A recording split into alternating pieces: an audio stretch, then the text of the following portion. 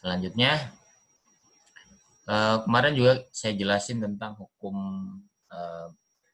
pernikahan ya. Ada 5 ya. Sudah sampai sini belum? Udah, Wajib. Pak.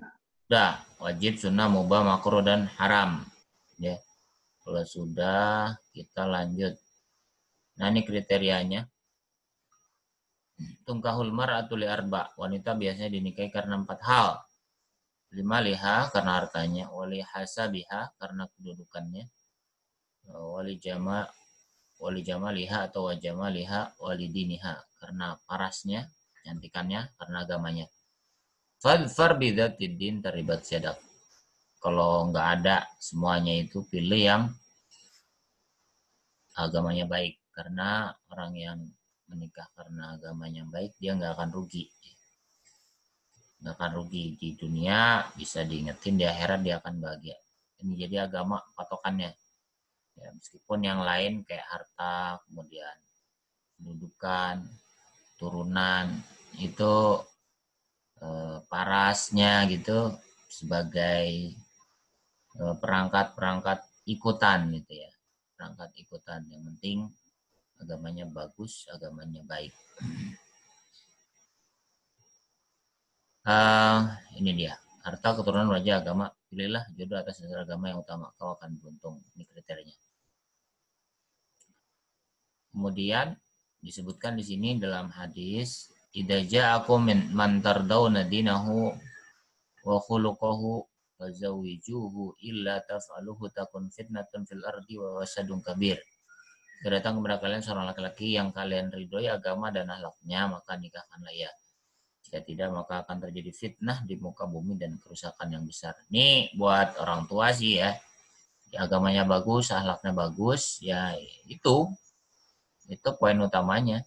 Kalau orang udah agamanya nggak bagus, akhlaknya nggak bagus, meskipun dia punya dunia dan seisinya, ya ngapain?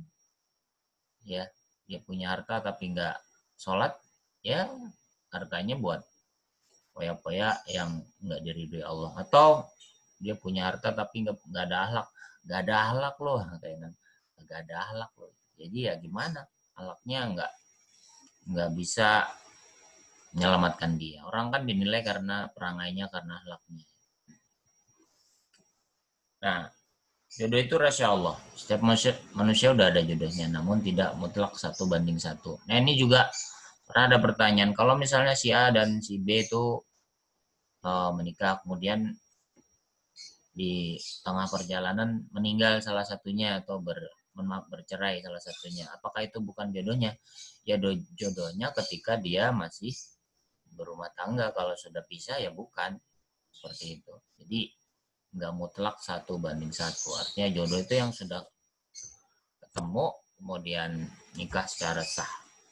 Kalau salah satunya meninggal, ya jodohnya itu berarti terpisah karena ajal ya, karena ajal. Jika dunia tidak ditemukan, sangat mungkin di akhirat. Jangan berburuk sangka kepada Allah. Berusaha maksimal dan berdoa serta memperbaiki diri. Jangan terlalu berlebihan atau selektif dalam menentukan kriteria ideal, karena faktor agama yang paling utama. Jadi manusia itu nggak ada yang ideal. Manusia itu bagaimanapun sempurnanya dia pasti ada kekurangan. Maka mengukur diri itu cara yang terbaik. Kalau saya seperti ini ya jangan ngarep-ngarep yang lebih lah. Yang penting kan agamanya sesuai ya. Seperti itu. Tahapan pernikahan yang pertama, ta'aruf, mengenal. Mengenal calon pasangan itu dengan syarat sudah siap jasmani, rohani, atau finansial. Bukan untuk berpacaran ya. Kemudian bisa melalui keluarga atau sahabat, bisa melalui orang yang dipercaya, teman atau siapa, ya, atau kenalan di IG. Lo IG-nya apa? Kenalan. Gitu. Tapi kalau lama-lama nanti chattingan kemana-mana ya. Maksudnya ta'aruf itu nggak ada yang 5 tahun, 10 tahun, itu bukan ta'aruf. Jadi nggak pakai proses yang lama. Konsultasi kepada yang sudah berpengalaman. Istikharah. Ya. Istikharah itu memohon ditetapkan pilihan. Istikharah penting karena ya semua dari Allah, tentu harus dikembalikan kepada Allah. Macam-macam pernikahan. Ada nikah resmi. nikah yang tercatat pada kantor urusan agama. Dan ini yang ada di negara kita ya. Maksudnya resmi itu ya karena memang sesuai dengan hukum agama dan sesuai dengan apa yang diatur dalam undang-undang pernikahan ya melalui kantor urusan agama. Jadi sah secara agama, sah secara negara. Ya. Dan ini penting karena kalau tidak demikian maka depannya akan ada hal-hal yang bisa jadi merusak atau mengganggu keharmonisan kehidupan berumah tangga. 2, nikah mut'ah, nikah kontrak. Ini orang Syiah ya. Jadi dinikah tapi cuman batas waktu. Si A dan si B nikah untuk batas waktu 3 bulan, 1 bulan, 1 hari, bahkan 1 jam bisa tuh. Orang Syiah, makanya kata guru saya dulu, orang nikah mut'ah itu sebenarnya zina yang dilegalisasi. Iya, masa sejam, nikah sejam ngapain? Ya, seperti itu. Kemudian nikah siri. Nikah siri itu rukunnya terpenuhi tapi pelaksanaan akad nikahnya di bawah tangan. Tidak dilakukan oleh KUA atau catatan sipil serta tidak dipublikasikan secara luas. Dampak negatifnya lebih besar dan lebih baik dihindari. Ini kalau siri itu secara agama sah, ya, asal rukun dan syaratnya terpenuhi. Ada wali, ada saksi, wali dari perempuan, saksi dari kedua belah pihak, ada mahar, ada ijab kabul, ada semuanya sah. Cuman secara kekuatan bernegara itu lemah. Kenapa? Karena bisa jadi nanti yang laki itu suaminya bisa jadi meninggalkan dia tanpa sepengetahuannya. Ketika dia menggugat nggak bisa karena nggak ada buktinya. Mana buktinya? Kan nggak ada, nggak dicatatin. Ini suami saya Pak, mana buktinya? Nggak ada. Ini fotonya, foto doang mah nggak bisa, harus ada tertulis si Fulan bin Fulan menikah dengan mahar sekian, saksinya ini, walinya ini gitu. Ini ya, itu nikah siri. Oke, sampai sini ada yang tanyakan? Ada yang belum paham? Nggak ada? Kalau nggak ada lanjut. Ketika ta'aruf tidak boleh berkholwat berdua-duaan, harus ditemani keluarga atau teman. Jadi kalau jalan jangan 2, ya laras bareng temennya, 3 berempat gitu. Tidak bersentuhan. Iyalah, masa udah pegang ini pegang itu, pegang HP-nya, menahan pandangan mata. Jangan jelalatan ya. Tidak membuat suara mendayu-dayu. Suara mendayu-dayu kayak apa ya? Tolong gitu kali ya. Buat suara mendayu itu ya mengundang perhatian. Terus terang dengan niat menikah dan kondisi pribadi masing-masing. Maksudnya saya seperti ini, penghasilan saya seperti ini, nanti keluarga saya seperti ini, harus terus terang. Etikanya seperti itu. Ada yang diajarkan dalam Islam. Syarat pernikahan ada 2, syarat sah dan sempurnaan. Syarat sahnya tuh seagama dan saling ridho. Karena kalau nggak seagama nggak boleh. Islam, Kristen. Kalau Islam dengan Islam sah, Kristen dengan Kristen sah. Islam dengan Kristen nggak bisa di Indonesia. Nggak ada kebolehan pernikahan 2 agama yang berbeda. Makanya biasanya mereka akan nikah di luar negeri dulu baru balik ke Indonesia atau nikahnya di Pulau Bali. Pulau Bali kan ada sebagian tempat yang bebas ya. Bebas dalam arti ya pada seperti itulah, tahu sendiri. Syarat kesempurnaan ada balik, ada kufu. Kufu itu setara dengan pendidikan, setara dengan harta, setara dengan turunan, seperti itu. Ini sebagian di suku-suku tertentu masih memegang seperti ini ya. Sehingga aib buat suku mereka jika menikah dengan suku lain, ada seperti itu. Cuman itu bukan patokan utama ya, karena dalam Islam itu ya syarat dan rukunnya terpenuhi ya sah. Jadi tidak ada pemilihan suku tertentu wajib, nggak ada. Ya. Jadi jangan memperberat syarat-syarat yang dimudahkan dalam agama. Ini dia syarat sahnya, syarat agama saling ridho, Kalau syarat sempurnaan balik. Jadi pernikahan harus sudah balik. Kalau dalam catatan sipil atau catatan Undang-Undang Kementerian Agama itu 19 tahun untuk laki-laki, 21 tahun untuk 19 tahun untuk perempuan, 21 tahun untuk laki-laki balik. Maka kalau di Indonesia pernikahan sebelum balik itu suka jadi permasalahan ya. Kufu setara dalam martabat pendidikan keturunan. Nah ini tadi hanya kalau pengen sempurna kayak gitu ya. Tapi dalam syarat sahnya kalau seagama saling ridho itu boleh. Rukun, nah ini penting nih, rukun pernikahan. Ada 5 ya, pengantin boleh, pengantin pria boleh diwakili, pengantin wanita boleh tidak hadir di tempat akad. Maksudnya boleh diwakili itu jikalau dia ini kondisional ya, sakit pada hari hanya, terus dia nggak bisa datang, nggak bisa ini, ya boleh diwakili oleh keluarganya, adiknya, kakaknya. Ya utamanya sih ya harus hadir karena kan ijab kabulnya jadi nggak diwakilkan. Wali itu ayah, kakak, kakek, atau paman. Biasa juga wali hakim dari negara atau wali muhakam dari masyarakat. Saksi ya 2 orang laki-laki. Mahar, besaran mahar merupakan hasil kesepakatan. Ijab kabul fungsinya agar kedua belah pihak sepakat menerima akad pernikahan dengan segala akibatnya. Redaksi ijab kabul sangat fleksibel, bisa panjang, bisa singkat, bisa dengan bahasa Arab, bisa dengan bahasa Indonesia. Ya, intinya ada ucapan dari Bapak penghulunya, ada sambutan dari pihak mempelai laki-lakinya. Ini rukun pernikahan. Syarat saksi Islam balik, berakal, merdeka, laki-laki, adil, bukan orang yang fasik. Islam harus Islam balik, dewasa, berakal, merdeka, bukan hamba saya, laki-laki, dan adil. Adil bukan orang yang fasik. Fasik itu munafik. Nggak boleh jadi saksi itu yang suka bohong, yang janjinya nggak ditepati, yang nggak amanah gitu. Harus dicari orang yang memang betul-betul memiliki keadilan atau sifat yang baik di tengah masyarakat, di tengah keluarganya terutama. Ini urutan wali nikah. Ayah, kalau ayah nggak ada, kakek. Kalau kakek nggak ada, saudara kandung laki-laki. Kalau nggak ada, saudara laki-laki seayah. Berarti satu ayah. Kalau nggak ada, anak dari saudara laki-laki kandung, ponakan. Kalau nggak ada, anak dari saudara laki-laki seayah.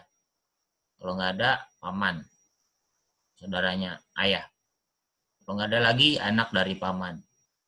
Kalau nggak ada lagi semuanya, maka walinya itu wali hakim, penghulu. Jadi ini urutannya ya. Kamu hafalin tuh, ayah, kakek, saudara laki-laki sekandung, saudara laki-laki ayah, dan seterusnya. Rukun, suatu yang harus ditepati sebelum mengerjakan suatu. Kalau ini tambahan kayaknya. Mahram. Mahram adalah wanita yang haram nikah oleh seorang laki-laki karena sebab tertentu. Mahram terbagi 2. Kadang suka salah nyebut ya, mahram sama muhrim. Kalau muhrim itu yang berpakaian ihram. Kalau mahram itu yang tidak boleh dinikahi. Mu'abbad selamanya, mu'aqqad itu sementara.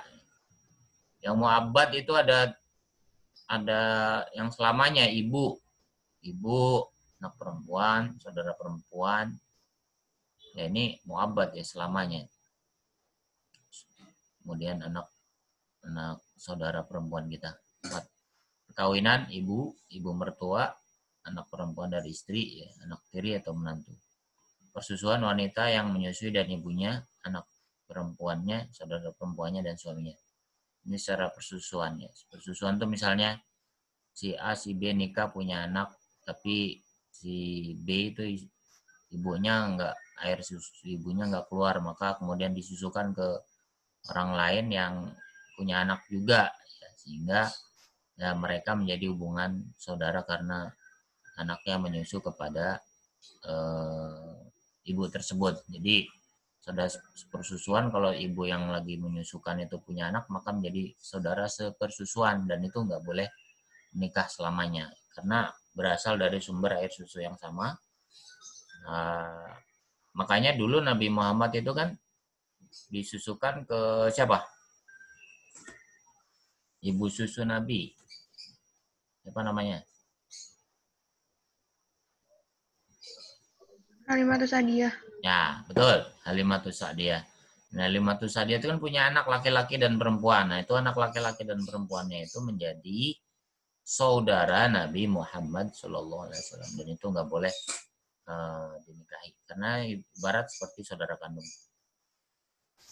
Ini firman Allah Subhanahu wa taala tentang mahram ya. Panjang. Nah, mahram muaqqat itu sementara ipar. Jika istri atau suami meninggal maka boleh menikahi ipar. Ya, A B nikah, si B itu perempuan punya adik perempuan juga. Si B-nya meninggal. Jadi si A boleh menikahi adiknya si B seperti itu. Bibi dari jalur istri. Jika istri meninggal maka boleh menikahi bibi dari istrinya. Bibi dari istrinya itu apa ya? Ya pokoknya begitu dah. Wanita yang musyrik hingga beriman. Kalau tadinya belum beriman kemudian si A senang sama si B, B-nya itu non muslim. Nah ya kan, terus pas menikah si B-nya mu'alaf masuk Islam, maka boleh. Tapi kalau pada di tengah perjalanan kemudian si B ini murtad lagi, ya udah pisah. Kalau beda agama otomatis itu nggak sah hukumnya. Wanita yang ditalak 3 hingga ia menikah dengan laki-laki lain. Ini gambarnya. Ini gambarnya nggak 100% ya, ini sekedar gambaran singkat aja.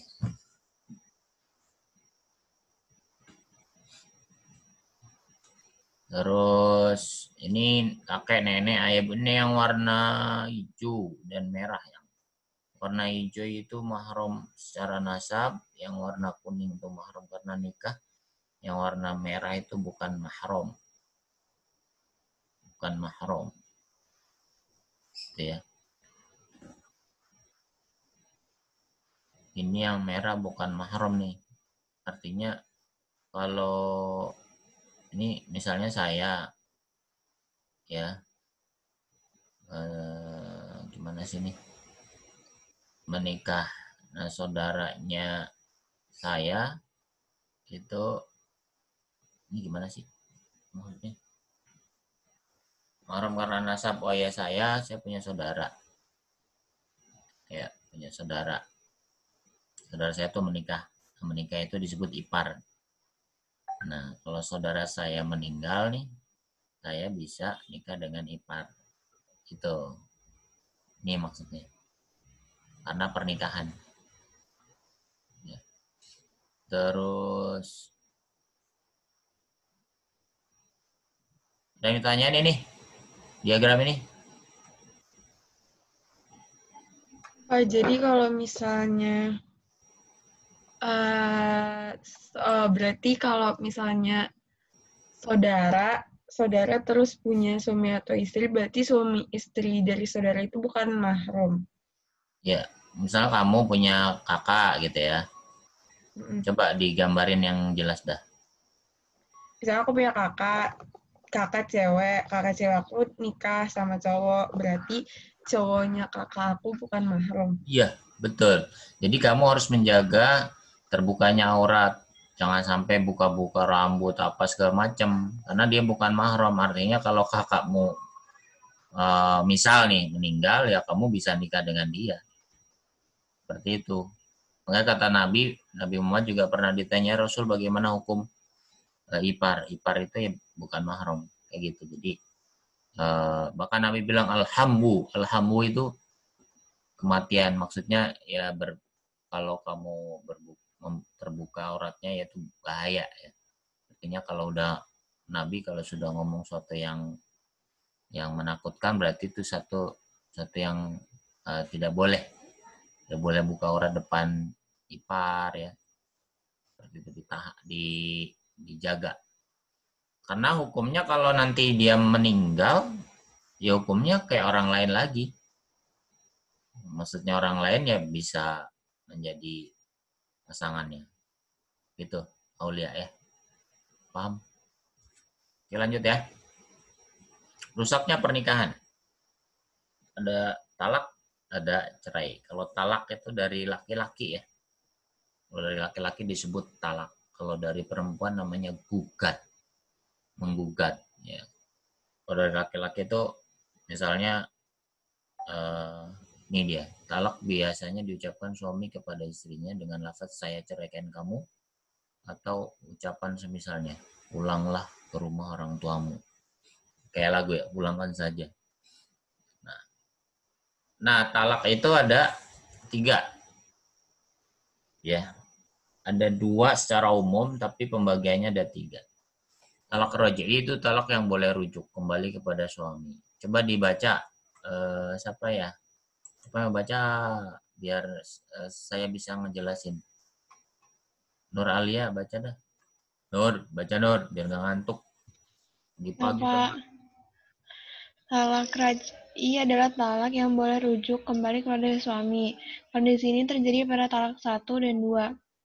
Artinya, suami boleh kembali kepada istrinya selama masa iddah tanpa harus melakukan akad nikah baru. Namun setelah masa iddah selesai, harus diadakan akad baru. Paham nggak? Bisa dipahamin? Jadi intinya setelah dia rujuk itu dia harus akad lagi gitu, Pak. Jadi gini.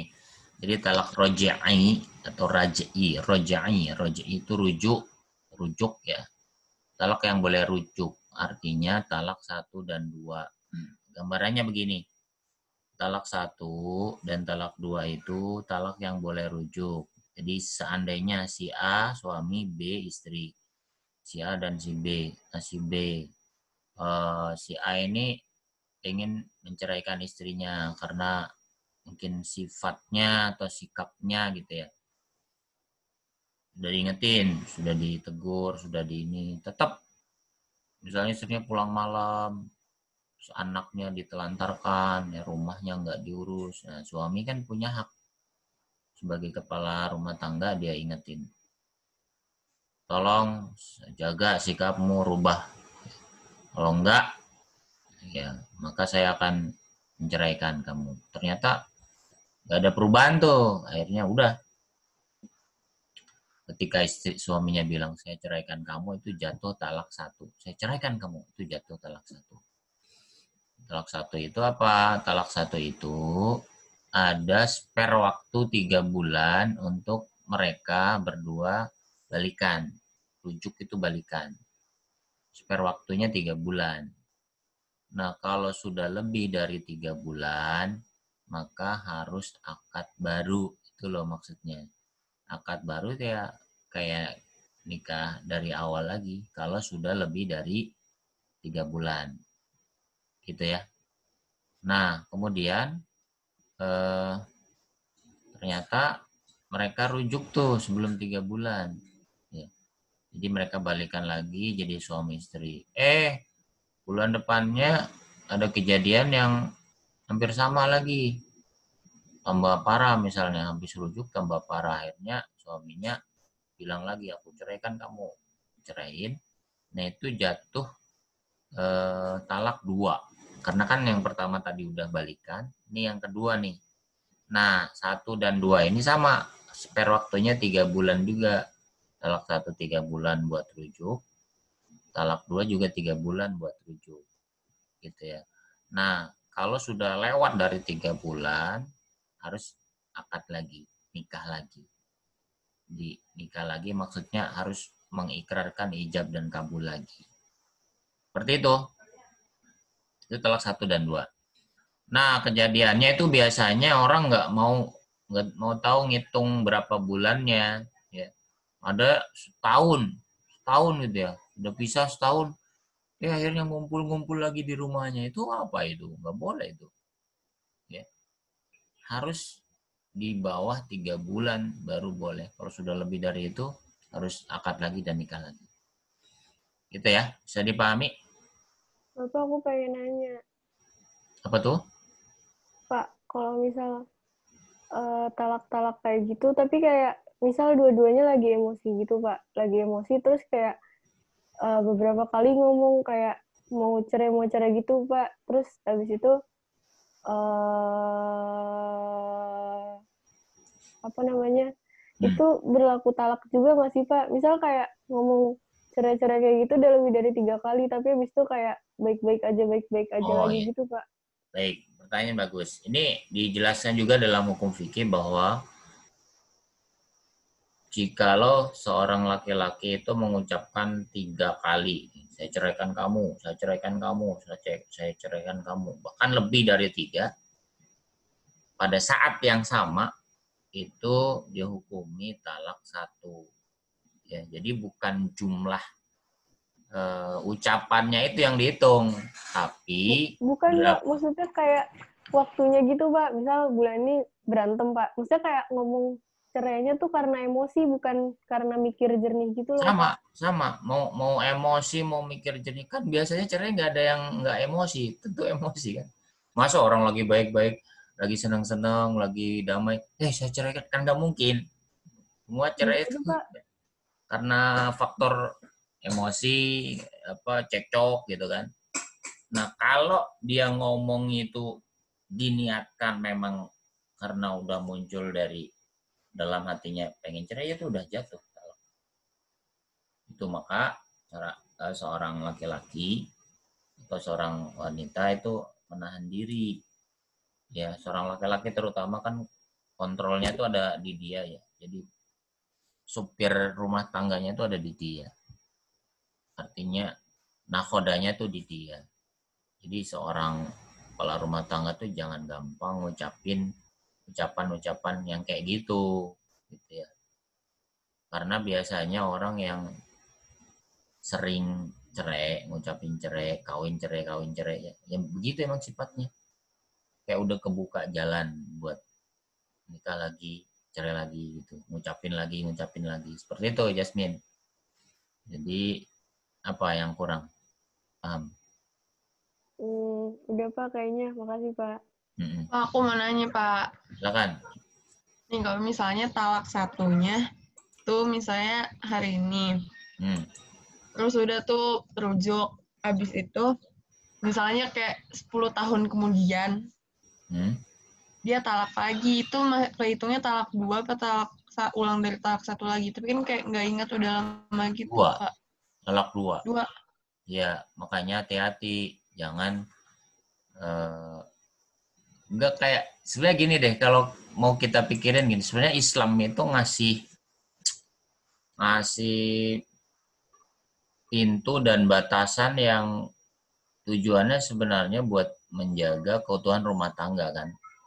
Bayangin aja dalam Islam misalnya kalau sekali saja suami bilang, kamu saya cerai, lu jatuh talak 3, nggak bisa nikah lagi. Tapi dalam Islam kan ada saat ketika ngucapin itu kasih waktu 3 bulan. Bisa jadi dalam waktu 3 bulan tuh mereka bisa berpikir ulang, bisa perasaannya menjadi dingin kembali, jadi normal lagi kan bisa jadi. Nah makanya jangan diniatin, saya ntar 10 tahun lagi mau talak, jangan.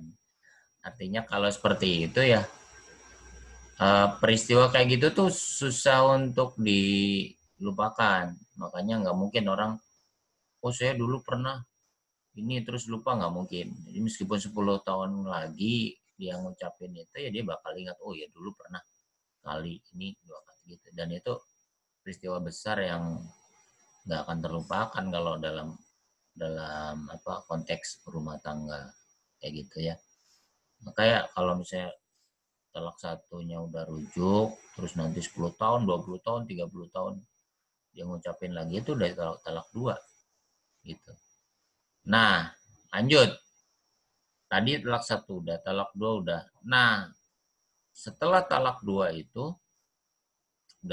sudah rujuk ya. Ternyata si suami bilang lagi kondisi rumah tangganya. Istrinya nggak bisa dinasihati misalnya. Terus bilang, saya ceraikan kamu. Nah, itu jatuhnya talak 3. Nah, talak 3 itu si istri nggak boleh balikan dengan suaminya. Nggak boleh. Udah nggak boleh, nggak bisa lagi kalau udah 3 kali. Ya. Terus caranya gimana kalau mau balikan lagi? Si istri itu harus nikah dengan laki-laki lain. Nikah dengan laki-laki lain, sudah berumah tangga, ya. Terus misalnya takdir Allah mereka bercerai, baru lagi boleh balikan dengan suami yang pertama. Itu dalam Islam kayak gitu tuh. Jadi ribet ya, ribet. Kalau nikahnya buat rujuk doang gimana Pak? Jadi kayak misalnya nikahnya sebulan, itu kayak niatnya buat rujuk doang sama Itu yang nggak suaminya. boleh. Dalam hukum fikih itu namanya nikah muhalil, dan nikah muhalil tuh nggak boleh. Jadi nikah supaya syaratnya biar balikan, dia bayar orang, oh nikahin dong ini si B agar dia ntar habis nikahin kamu ceraiin deh, nah habis ceraiin ntar saya nikahin. Nah itu kayak direncanakan, itu nikah muhalil itu hukumnya haram. Bahkan dalam hadis itu la'anallahu al-muhallil wal muhallil lahu. Jadi Allah tuh melaknat orang yang meminta untuk dijadikan suami buat istri yang mau dinikahin, ya, atau pelakunya sendiri, ya, yang minta sama pelakunya itu dilaknat. Kalau udah bahasa laknat kan hukumnya udah haram, udah nggak boleh. Gitu ya, bisa dipahami ya. Nah, kalau dalam konteks Indonesia itu biasanya dengan peran dari kantor urusan agama. Jadi ada pendampingan di situ, ada penyuluhan, ya. Ada mediasi kan biasanya. Misalnya si suami melayangkan ucapan cerai, langsung didaftarin misalnya ke pengadilan agama. Nah nanti diproses tuh, proses kenapa, dimediasi dulu, ketemuan dari pihak laki-laki dan perempuan, ketemuan apa masalahnya di mana. Nah biasanya ada yang selesai pada tahap itu. Oh ya ini karena salah pengertian aja. Setelah itu ya sudah, seperti itu. Nah kalau yang jadi persoalan kemudian kan memang kalau masing-masing udah pengen berpisah. Kalau udah pengen berpisah mah ya biasanya terjadi dan gak bakal balik lagi kan, seperti itu. Dan mirisnya sekarang trennya itu naik ya, trennya naik kalau baca di berita itu. Ya banyak faktor ya, banyak faktor. Makanya itu tadi maksud saya adalah niat dalam membangun rumah tangga itu harus betul-betul karena Allah Subhanahu wa taala. Bukan karena pengen lagi ngetren musim nikah nih, masa corona nih, yo nikah gitu ya. Habis corona selesai cerai lagi. Ya jangan, nggak kayak gitu juga kali kan. Ya artinya masa depan itu jangan dipermainkan ya. Oke, ini tadi udah dijelasin. Ini juga udah dijelasin tadi. Bain sugro, bain kubro. Ini mungkin saya jelasin sedikit. Bain itu berarti yang talak 3 tadi. Istilahnya bain itu selamanya. Ada bain kubro, bain sugro. Talak bain sugro disebabkan karena gugatan cerai oleh istri. Jadi istri yang menggugat. Suami tidak boleh rujuk pada istri selama masa iddah. Suami boleh rujuk selama masa iddah namun dengan akad nikah yang baru. Bain sugro itu kayak talak 1 dan 2 ya. Kalau bain kubro apa? Talak bain kubro atau besar adalah talak di mana suami tidak boleh rujuk pada istrinya dengan istrinya menikah dengan laki-laki lain dan laki-laki tersebut menceraikannya. Ini talak 3. Itu istilahnya. Istilah dalam hukum agama. Ini tadi udah dijelasin. Nah, tadi sebentar. Tadi kalau dari pihak, nah ini dia. Kalau dari pihak laki-laki kan yang ngucapin disebut talak. Kalau dari pihak perempuan namanya gugat. Menggugat. Nah, gugat itu ini. Nih, disebut talak bain. Itu gugat namanya. Kalau gugat itu seperti ini. Kalau masih masa iddah, nggak boleh rujuk. Ya. Kalau sudah lebih dari masa iddah, itu boleh rujuk. Ini kebalikan kan. Kalau gugat cerai itu kayak gitu. Kalau masa iddah nggak boleh rujuk. Kalau udah di luar masa iddah boleh rujuk. Nah kalau talak 1 dan 2 kan masa idahnya malah boleh rujuk. Setelah masa idah malah harus akad baru kan gitu. Ini kurang lebih. Kemudian ini beberapa rincian masa idah. Masa idah itu masa menunggu seorang wanita setelah diceraikan oleh suaminya. Apa aja? 1, dalam perempuan yang dicerai dalam kondisi tidak hamil, masa idahnya adalah 3 kali suci. Surat Al-Baqarah ayat 228. 3 kali suci itu ya haid, kemudian suci, haid lagi, suci lagi, haid lagi, suci lagi. Gitu. Jadi 3 kali. Ini perempuan yang dicerai dalam kondisi lagi nggak hamil. Terus perempuan yang suaminya wafat, masa idahnya 4 bulan 10 hari. Si A, si B, A laki-laki, B istri, si A-nya meninggal. Kemudian berapa masa menunggunya? Menunggunya adalah 4 bulan 10 hari. Surat Al-Baqarah ayat 234. Kemudian perempuan yang diceraikan dalam kondisi hamil, masa idahnya hingga menikah. Ini hingga melahirkan, maaf. Ini kurang ajar juga nih ya. Masa lagi hamil dicerain? Laki-laki apaan tuh? Gitu ya. Iyalah, masa nggak punya otak kali ya tuh. Lagi hamil cerain, kabur lagi. Kalau ada aja. Wah, selepet pakai ketepel tuh. Oke, lanjut. Perempuan yang masih belum balik atau yang menopause. Ada pernikahan belum balik ya di bawah umur ya, atau yang menopause, masa idahnya ada 3 bulan. Jadi masa idahnya 3 bulan. Ada satu lagi sebenarnya, perempuan yang diceraikan oleh suaminya terus belum bergaul sebagai suami istri, maka tidak ada masa idah buatnya. Jadi misalnya baru nikah ya, siang, sorenya habis nerima tamu, suaminya bilang, kamu saya cerai gitu ya. Ya udah nggak ada masa idah, besoknya dia nikah sama orang lain lagi boleh gitu. Ini ya. Nah, apa hikmahnya? Hikmahnya adalah memastikan bahwa rahim yang dicerai tidak ada janin di dalamnya, sehingga tidak tercampur nasab. Jika ia menikah dengan laki-laki lain sedang di dalam rahimnya terdapat janin yang sedang berkembang. Ini Islam begitu. Tidak boleh ada percampuran nasab. Ya, si fulan, si A dan si B, si C itu harus jelas ini mana.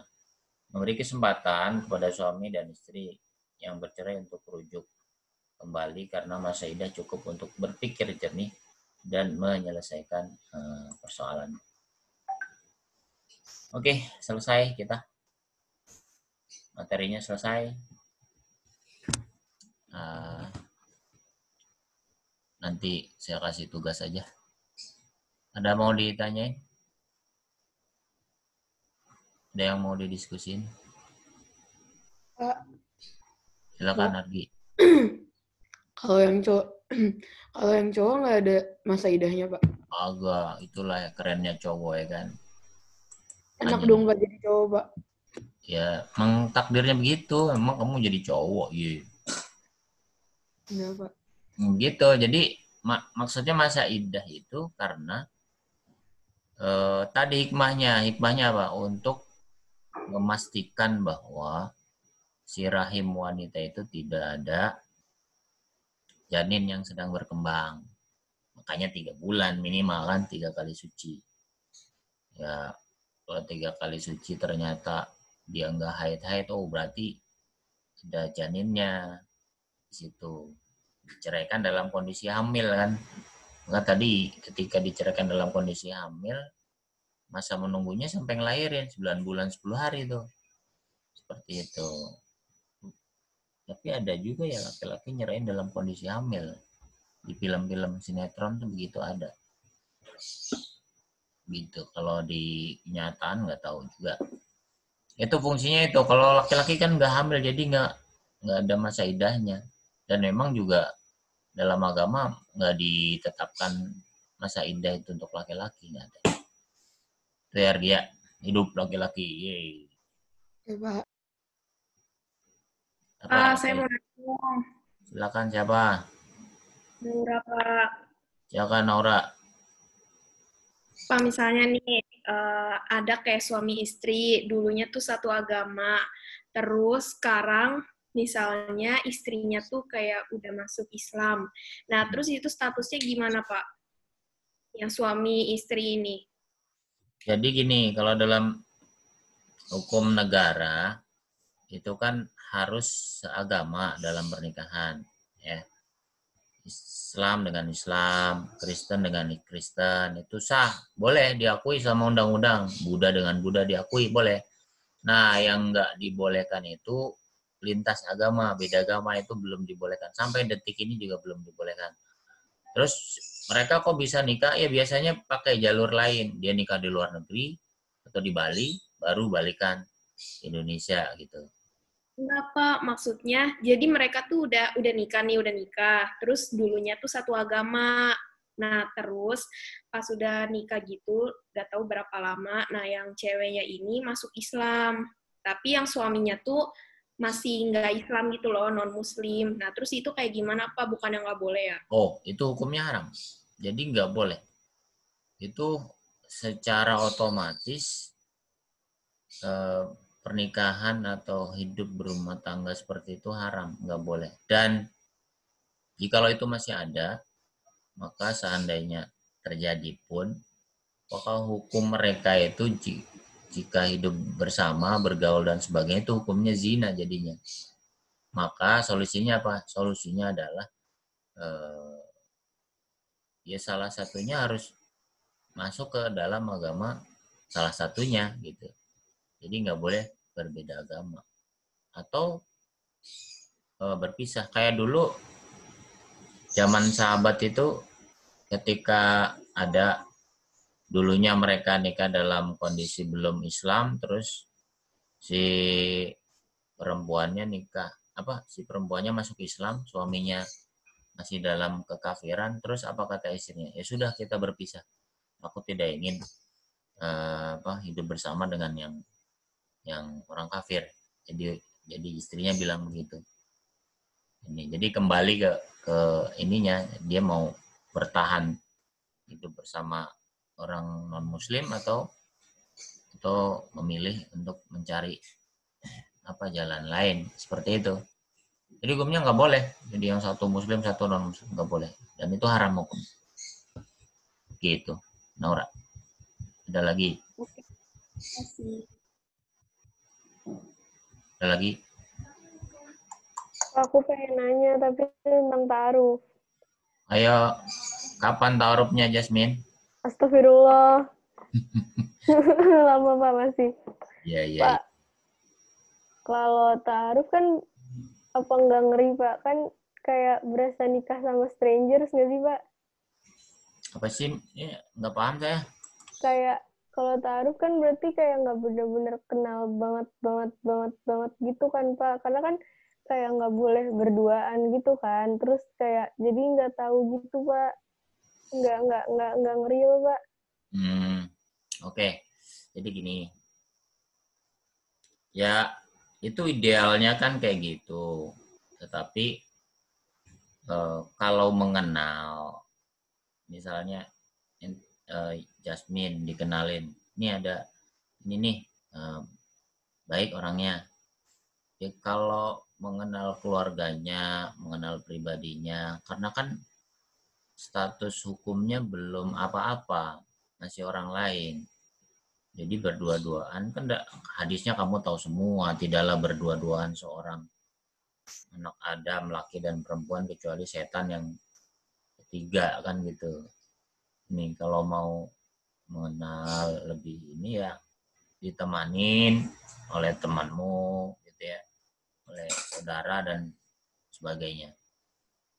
Itu satu, karena kan belum jadi apa-apa. Jadi kalau belum jadi apa-apa nggak bisa ngapa-ngapain kan. Nah ini yang mungkin tadi pertanyaannya hampir sama, apalagi anak-anak, mohon maaf ya, anak-anak zaman milenial itu ya perlu keterbukaan dalam semua sisi ya. orangnya terbuka, kita harus tahu sampai detail. Cuman yang jadi persoalan kemudian yang seperti itu belum dibolehkan. Ini satu. Terus yang kedua, sebenarnya nggak jadi masalah, nggak jadi penghalang agar kamu pengen tahu sifatnya lebih jauh. Kayak dulu Nabi ketika mau, kan yang pernikahan pertama Nabi kan dengan Siti Khadijah ya. Siti Khadijah ketika pengen tahu sifatnya Nabi itu mengutus orang, coba kamu teliti tuh si orang ini, saya kayaknya tertarik. Teliti, ditanya ya, kayak informan gitu deh. Nah biasanya itu yang kenal dekat dengan si target. Oh kenal dekat, ya teliti, tanya gini-gini. Nah nanti setelah itu ngasih tahu, oh ini orangnya gini-gini, oh sifat baiknya gini-gini, sifat jeleknya gini-gini. Seperti itu. Itu kalau secara syar'i seperti itu. Itu pola yang kedua. Nah yang ketiga, sebenarnya gini Jasmine, sekali lagi kalau kita sudah sungguh-sungguh itu, kan orang-orang yang baik, laki-laki yang baik akan diberikan pasangan perempuan yang baik-baik. Maka sebenarnya tugas yang belum nikah itu sebenarnya adalah memperbaiki diri. Karena janji Allah tuh yang baik bakal dikasih yang baik. Bagaimana caranya, yaitu rahasianya Allah Subhanahu wa taala. Seperti itu. Daripada repot mencari dari ini, nanya ini, lelah sendiri tapi melupakan Allah. Kalau kita sampaikan kepada Allah, nanti Allah yang nyariin. Kalau Allah yang nyariin, jalannya ada aja. Ya bisa dikenalin sama teman, sama saudara, sama yang lain. Seperti itu. Kamu kenal Pak Kanzan kan? Iya, Pak. Pak Kanzan kan gak lama itu, cuman seminggu apa 2 minggu nikah. Kenapa? Siapa yang menyatukan itu? Ya Allah Subhanahu wa taala, kalau niatnya sudah kuat. Gitu. Gitu ya. Mungkin penjelasan ini belum bisa diterima oleh sebagian kalian ya, tapi ya nanti kalian akan ngalaminnya sendiri. Gitu ya.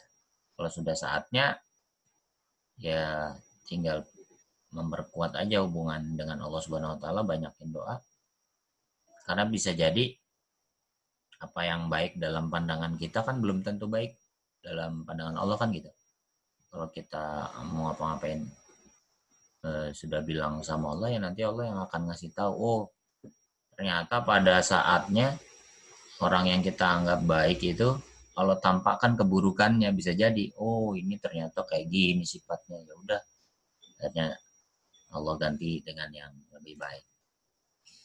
Itu Yasmin. Jadi bukan melarang total, bukan, artinya ditemani agar tidak terjadi hal-hal yang, ya kan itu hadisnya kan seperti itu.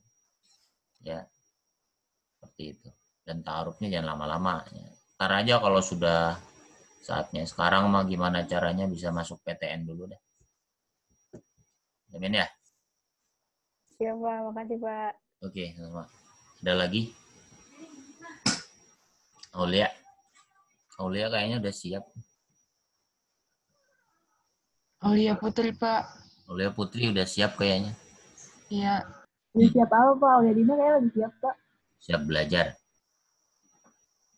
Iya, Pak. Bener, Pak. Ada lagi? Gak ada? Najla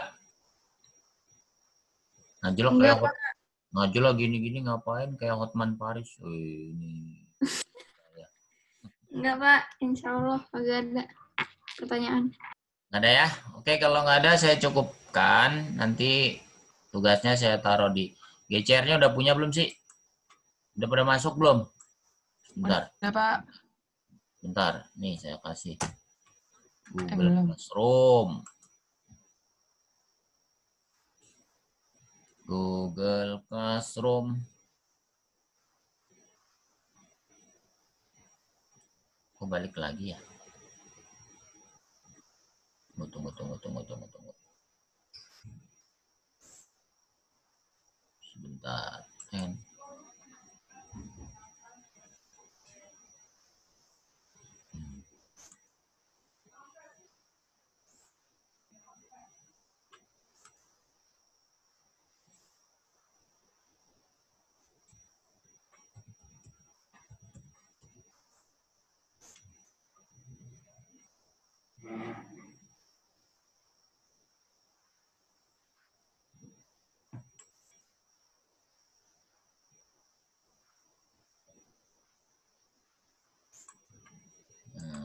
Sebentar.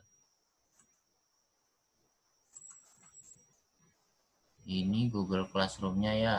Kamu yang 12 IPA 2 ya? Ya, Pak. Ini usulannya Dianing sudah saya terapkan. Pak, tolong kasih pelajaran ya ini PAI. Bingung juga nak, kamu nyari pelajaran banyak ya. Wah, ini pelajaran apa sih? Ini cuman baru 28 orang sih, belum semua gabung. Udah dimasuk sini nih itunya tuh kodenya tuh. Udah, Pak. Ya, Pak. Ya, nanti tugasnya saya taruh situ deh di tugas kelas ya. Ini masih kosong. Ntar saya bikinin. Gampang. Ntar kirim lagi ke situ. Oke, thank you. Kalau nggak ada ini, saya kira cukup. Materinya udah habis. Mau ngapain? Si tugas. Terus nanti latihan-latihan. Baru UB deh. Ya. Silakan ditutup. Kamu belajar mandiri aja. Silakan ketua. Nanti tugasnya saya posting situ. Ya. Tutup. 1, Siap. 3. Baca doa. Membaca doa. Alhamdulillah. La ilaha illa anta. Astaghfiruka wa atubu ilahi. Assalamualaikum warahmatullahi wabarakatuh. Waalaikumsalam warahmatullahi wabarakatuh. Makasih, Pak. Terima kasih, Pak. Saya apa nih? N atau apa? Bapak jadi host. Siapa hostnya nih? Izzat, Pak. Izat, kamu di mana?